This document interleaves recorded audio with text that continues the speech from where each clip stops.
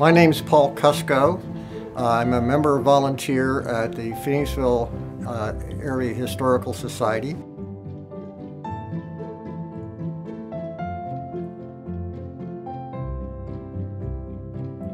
The river systems, the waterways, were extremely important to the Lenapes. It was key to their lifestyle. They lived along the rivers. They were known as a riverine people.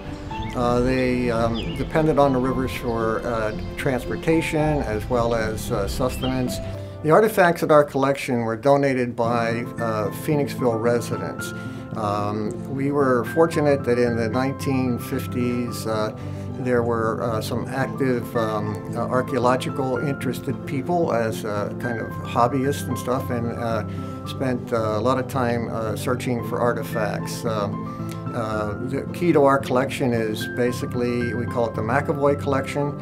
It was located on the McAvoy properties which bordered Paulings Road and where people might know the brick company is. And Rachel McAvoy and Dr. Lola Reed were active collectors.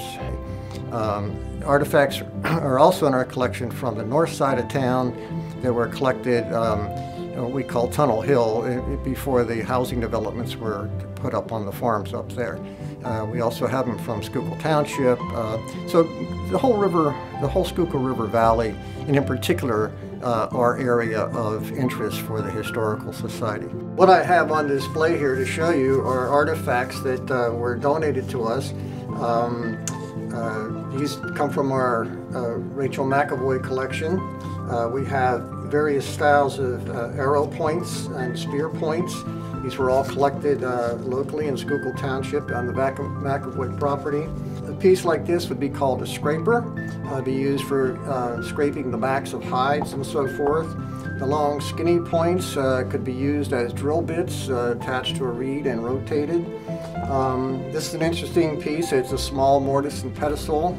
Notice the indentation. You could put a nut or a berry in there, but more than likely it could be used for self-decorating. The Lenape like to decorate themselves with colored paints and stuff, so you could put some clay in there and grind it up and make the colors you wanted. This is called a hammerstone. It's smaller, lighter, and it can be used for chipping and hammering the grooves in the axe heads.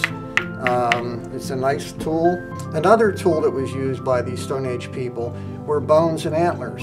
They made good use of the resources around them. This is nice, hard material.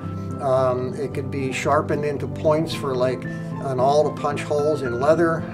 It can make fish hooks out of them, spear tips. These probably are 3,000 to 5,000 years old. There is no evidence of any permanent villages in this area. They were kind of a seasonal, transitional people. They lived where they needed to be for the resources of the season.